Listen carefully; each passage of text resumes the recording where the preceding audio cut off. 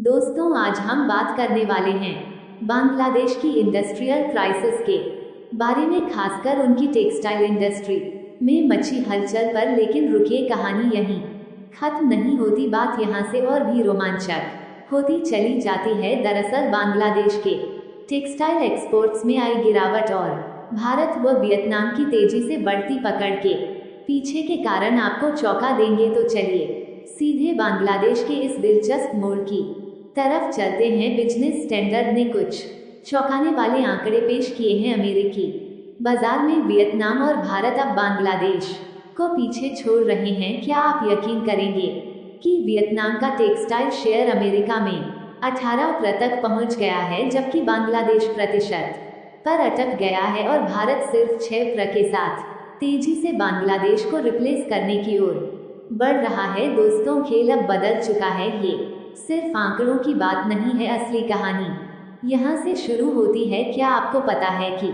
Zara जैसे बड़े बड़े ग्लोबल ब्रांड्स अब बांग्लादेश की बजाय भारत से अपने कपड़े बनवाने की योजना बना रहे हैं? जी हाँ, वह मेड इन बांग्लादेश टैग, जिसे हम वर्षों से देखते आए हैं, अब मेड इन इंडिया में बदलने वाला है। तो सवाल उठता है, आखिर बांग्लादेश ऐसा क्यों लूज कर रहा है? क्या ये सिर्फ संयोग है या इसके पीछे कोई गहरी वजह छिपी है? अब हम उन फैक्टर्स पर चर्चा करेंगे जिनकी वजह से वियतनाम और भारत इस रेस में बांग्लादेश को पछाड़ रहे हैं। सबसे पहले वियतनाम की बात करें। उनका सप्लाई चेन मैनेजमेंट दुनिया में सबसे एफिशिएंट माना जाता है। उनकी इकोनॉमिक पॉलिसीज और पॉलिटिकल स्टेबिलिटी ने उन्हें अपैरल मार्केट का मास्टर बना दिया है। अब सोचिए, अगर वियतनाम इतना मजबूत है तो भारत कैसे इतनी तेजी से ऊपर आ रहा है? दोस्तों, यहाँ एक और बड़ी वजह छिपी है। इंडिया की टेक्सटाइल इंडस्ट्री का रॉ मटेरियल 90% से ज़्यादा डोमेस्टिक प्रोड्यूस होता है।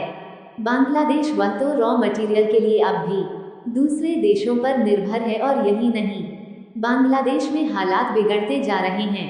हाल ही में वहां की टेक्सटाइल इंडस्ट्री के वर्कर्स ने भारी इंडस्ट्रियल प्रोटेस्ट किए हैं, जिसमें एक वर्कर की मौत तक हो चुकी है। अब आप सोच रहे होंगे कि बांग्लादेश की टेक्सटाइल इंडस्ट्री का क्या होगा? अब जरा ठहरी, इस पूरे परिदृश्य में सबसे बड़ा फायदा किसे हो रहा है? जी हाँ, आपने सही समझा। भारत रेमंड जैसी कंपनियां जो पहले बांग्लादेश में उत्पादन कर रही थी, अब वापस भारत लौट रही हैं। और अगर आप मानते हैं कि यह सिर्फ शुरुआत है तो आप सही हैं। भारत में टेक्सटाइल सेक्टर में 0.0 करोड़ के इन्वेस्टमेंट की बातें हो रही हैं। अब जरा सोचिए, जब आप जारा का नया कपड़ा खरीदेंगे और उस पर मेड इन इंडिया का टैग देखेंगे तो कैसा लगेगा? यही तो है हमारी टेक्सटाइल इंडस्ट्री के सुनहरे दिन की शुरुआत। और दोस्तों, ये तो बस शुरुआत, कहानी आगे और दिलचस्प होने वाली है। तो क्या भारत टेक्सटाइल एक्सपोर्ट्स में बांग्लादेश को पूरी तरह से पछाड़ देगा? क्या हमारा देश 2030 तक इस इंडस्ट्री में दोगुनी ग्रोथ हासिल कर पाएगा? और क्या वियतनाम की बढ़ती ताकत भारत के लिए चुनौती बनेगी या मौका? वियतनाम कैसे इतना बड़ा?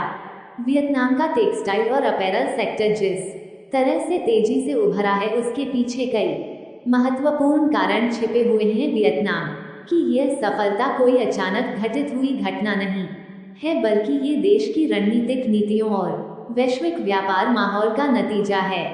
वियतनाम का सप्लाई चेन मैनेजमेंट दुनिया में सबसे बेहतर माना जाता है। उनका उत्पादन और वितरण तंत्र बेहद कुशल है, जिससे कंपनियों को कम समय में बड़े पैमाने पर उत्पादन करने का फायदा मिलता है। ये एफिशिएंसी उन्हें ग्लोबल ब्रांड्स की पहली पसंद बनाती है, खासकर जब समय की पाबंदी हो।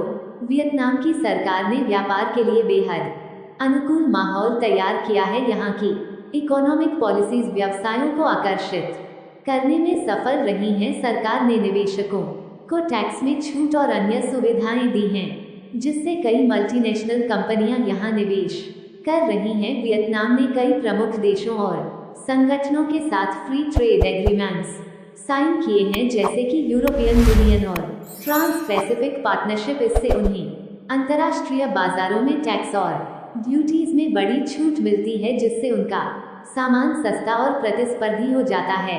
चीन पर निर्भरता कम करने के प्रयास में अमेरिका ने वियतनाम की ओर